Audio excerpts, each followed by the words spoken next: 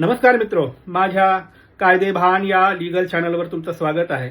तर आजच्या व्हिडिओचा विषय आहे की ब्ल्यू लाईन म्हणजे काय, रेड लाईन म्हणजे काय. बघा, ब्ल्यू लाईन आणि रेड लाईन समजून घ्यायचं असेल तर पाटबंधारे विभागाचं 1989चं परिपत्रक आहे. 21 सप्टेंबर 1989 हा परिपत्रक शासनाच्या वेबसाईटवर उपलब्ध आहे. तुम्ही जाऊन काढून बघू शकता. तर हे परिपत्रक तुम्हाला समजून घ्यावं लागेल. याच्यामध्ये सगळे डिटेलमध्ये दिलंय. मी फक्त शॉर्टमध्ये त्याला संक्षिप्त करून सांगतो की कन्सेप्ट काय आहे. बघा, या परिपत्रकामध्ये ब्ल्यू लाईन रेड लाईन समजून घेण्याच्या आधी त्याचे दोन कन्सेप्ट समजून घ्यावे लागतील. झोन, एक आहे प्रोहिबिटेड झोन, दुसरा आहे रिस्ट्रिक्टिव्ह झोन. हे दोन डिफाईन केलेले आहेत या परिपत्रकामध्ये. आता प्रोहिबिटेड झोन म्हणजे काय?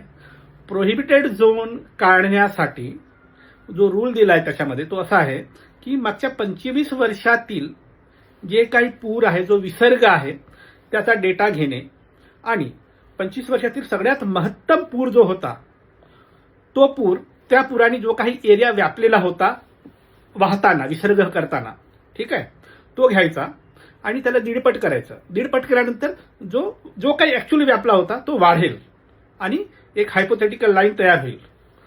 तर 25 वर्षातील डेटामधील सगळ्यात महत्तम पूर, त्यांनी व्यापलेला रेषा किंवा क्षेत्र आणि त्या क्षेत्राला, त्या विसर्गाला, त्या पुराला दीडपट केल्यानंतर जो अजून वाढीव क्षेत्र होईल त्याला म्हणतात प्रोहिबिटेड झोन या परिपत्रकानुसार. हा झाला प्रोहिबिटेड झोन. आता रिस्ट्रिक्टिव्ह झोन काय? रिस्ट्रिक्टिव्ह झोनसाठी डेटा वाढवला. तो 100 वर्षाचा डेटा सांगितला. मागच्या 100 वर्षातील सगळा जो काही पूर आहे तो डेटा घ्यायचा आणि 100 वर्षातील पुरामध्ये सगळ्यात मोठा जो काही पूर आहे, ज्याचा विसर्ग सगळ्यात मोठा होता, ते क्षेत्र घ्यायचं आणि तिथे लाईन्स घ्यायच्या. तो जो काही क्षेत्र आहे त्याला रिस्ट्रिक्टिव्ह झोन म्हणून डिक्लेअर करायचं. म्हणजे प्रोहिबिटेड झोन म्हणजे 25 वर्षातील डेटामधील सगळ्यात जास्त पूर, त्याला दीडपट केल्यानंतर जे काही व्यापणारं क्षेत्र होतं तो म्हणजे प्रोहिबिटेड झोन. आणि रिस्ट्रिक्टिव्ह झोन म्हणजे 100 वर्षातील डेटामधील सगळ्यात जो मोठा पूर होता त्याने जे काही क्षेत्र व्यापलं ते क्षेत्र म्हणजे रिस्ट्रिक्टिव्ह झोन. हे झालं झोनिंग. तर हे झोनिंग केल्यानंतर त्या नदीचा रिस्ट्रिक्टिव्ह झोन आपल्याला कळेल आणि प्रोहिबिटेड झोन कळेल. आता हे दोनही झोन घेऊन जेव्हा नदी वाहत जाते तेव्हा ती रानातून, जंगलातून, शेतातून आणि गावातून वाहते, तेव्हा हे दोन्ही झोन सोबतच चालत असतात. आता जेव्हा ही गावातून वाहते तेव्हा या झोनचा जो प्रोहिबिटेड झोन आहे, ज्या रेषा लाईन तुम्ही आखाल प्रोहिबिटेड झोनच्या, त्या लाईन गाव आल्या त्या लाईनला म्हटलं जातं ब्ल्यू लाईन.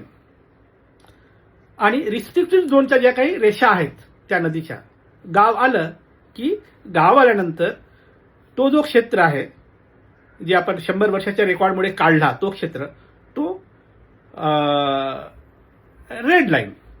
म्हणजे रेड लाईन म्हणजे वेगळं काही नसून तुम्ही त्या नदीच्या 100 वर्षातील डेटाच्या आधारे जो काही बुडणारं क्षेत्र तुम्ही काढलात त्याला, ज्याला आपण रिस्ट्रिक्टिव्ह झोन म्हणतो, तोच झोन जेव्हा गावात नदी शिरते तेव्हा त्याला रेड लाईन म्हणतो. आणि 25 वर्षातील डेटानुसार जो काही आपण प्रोहिबिटेड झोन काढला तोच झोन, त्याची जी मार्किंग आहे ती गाव आलं की ती ब्ल्यू लाईन ठरते. एका वाक्यात बोलायचं तर ब्ल्यू लाईन म्हणजे काय? Prohibited zone.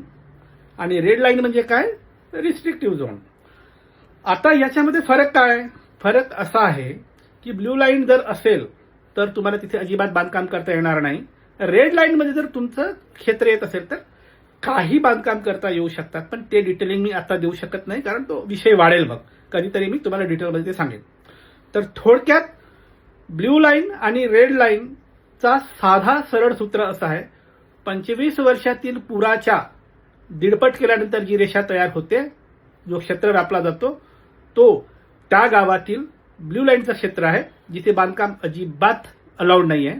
आणि 100 वर्षातील सगळ्यात महत्तम पूर जो आहे त्यांनी व्यापलेलं जे काही क्षेत्र आहे ते म्हणजे रेड लाईन, तो रिस्ट्रिक्टिव्ह झोन.